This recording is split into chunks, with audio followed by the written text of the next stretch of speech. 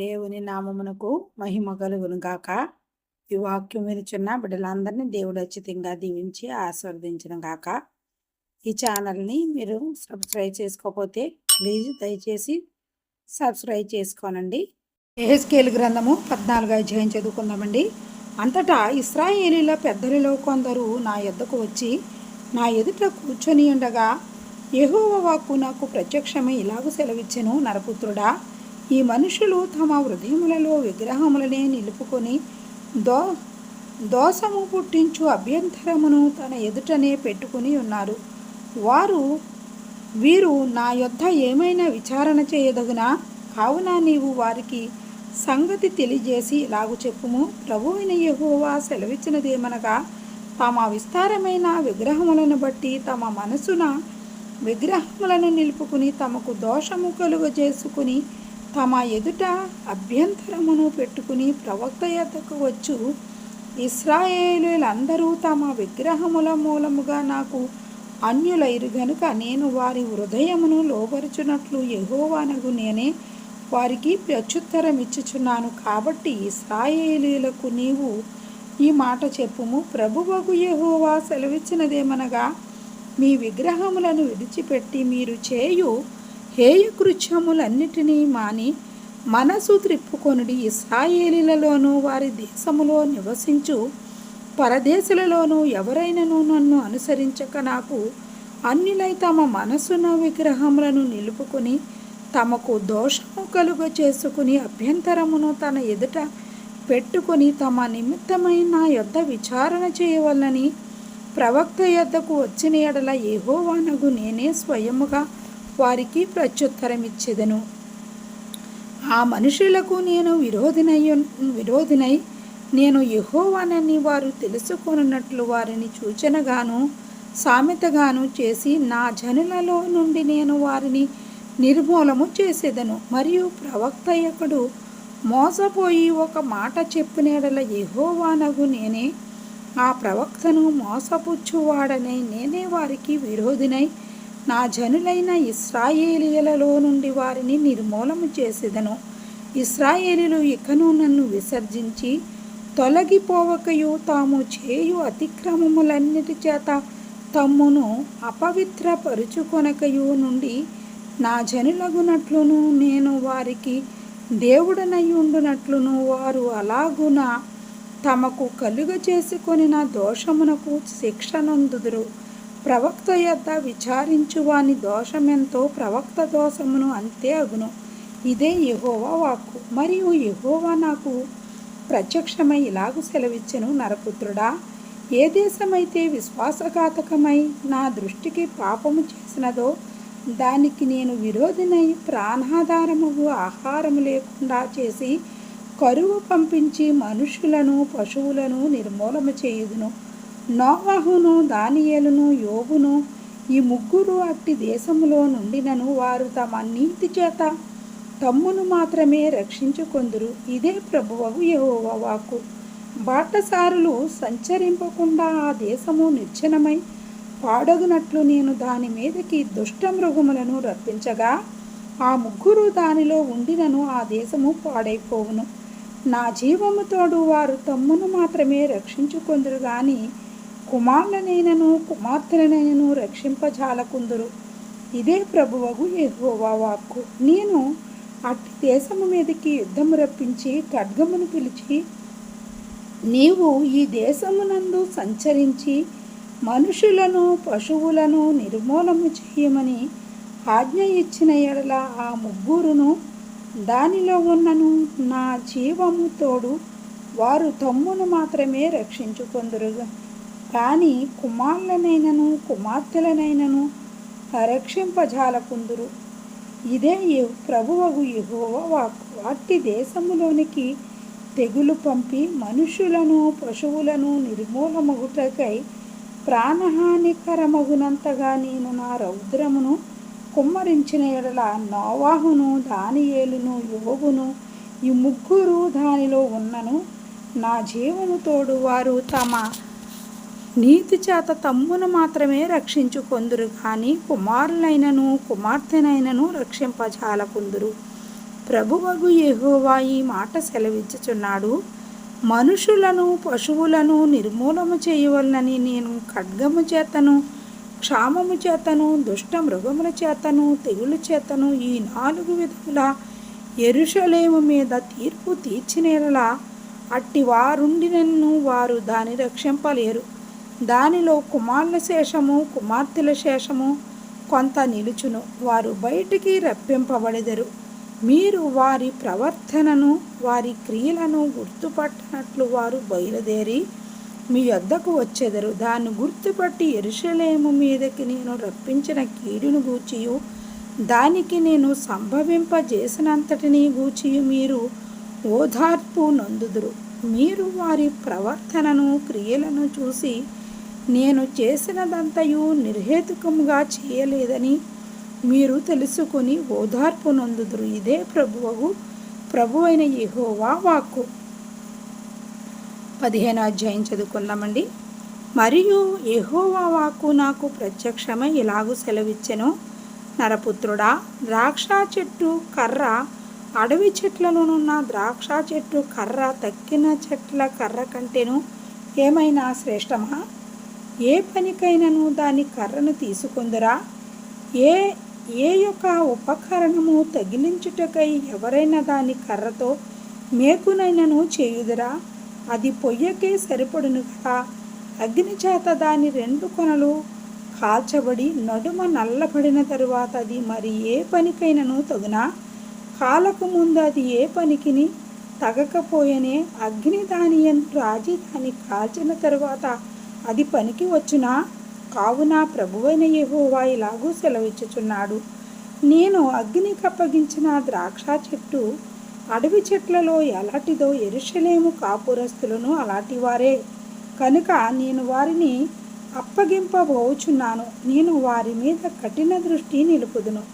వారు అగ్నిని తప్పించుకొనినను అగ్నియే వారిని దహించును. వారి ఎడల నేను కఠిన దృష్టి గలవాడినై ఉండగా నేనే యెహోవానని మీరు తెలుసుకుందురు. వారు నా విషయమై విశ్వాసఘాతకులైరి గనుక నేను దేశమును పాడు చేసేదను. ఇదే ప్రభువైన యెహోవా వాక్కు. 16వ అధ్యాయం చదువుకుందామండి.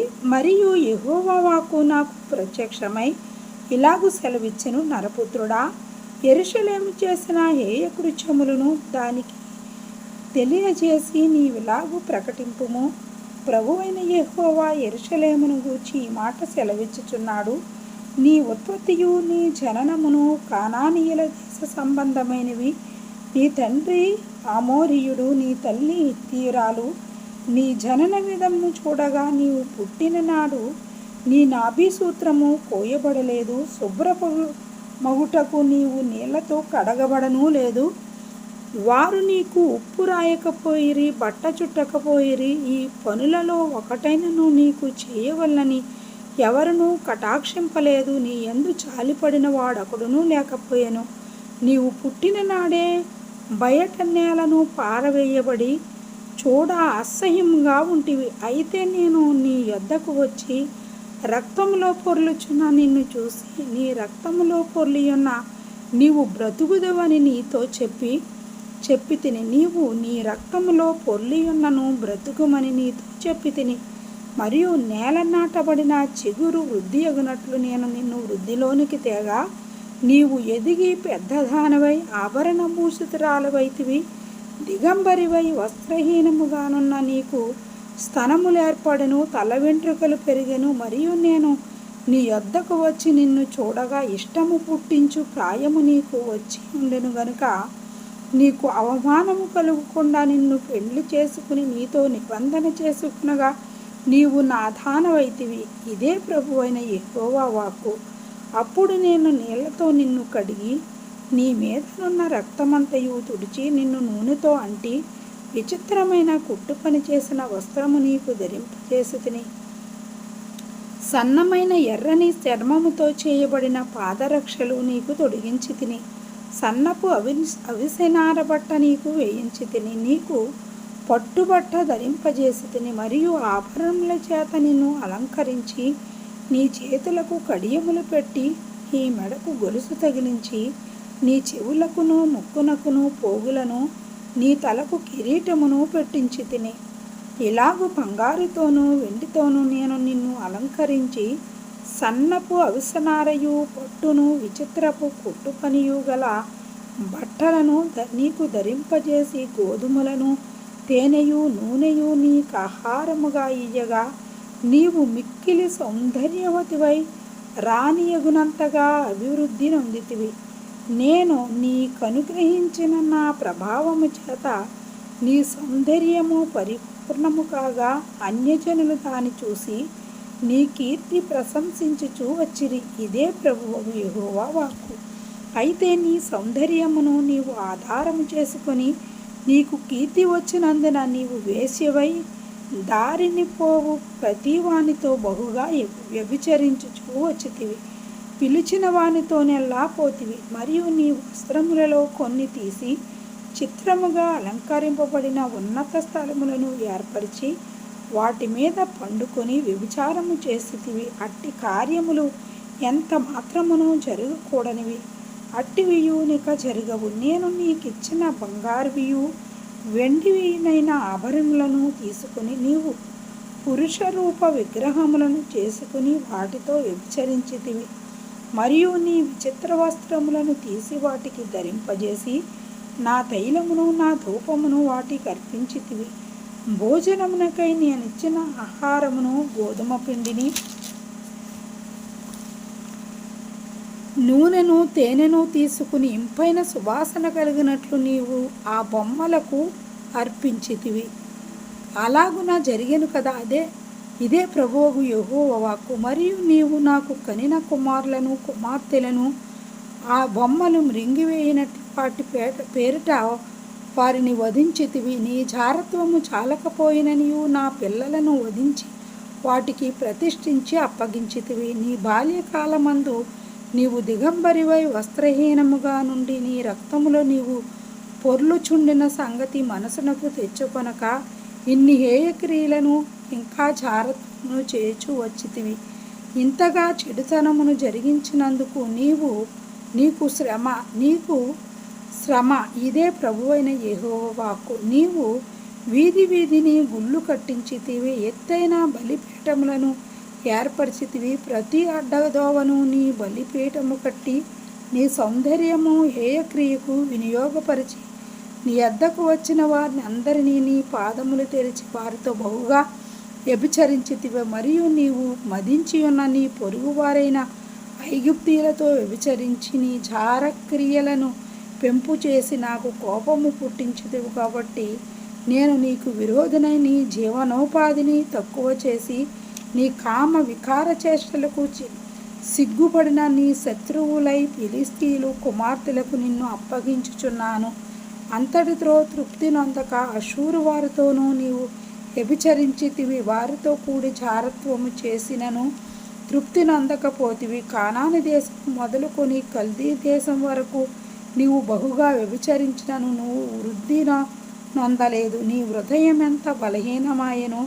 సిగ్గుమాలిన వేశ్యాక్రియలైన వీటినన్నిటినీ జరిగించుటకై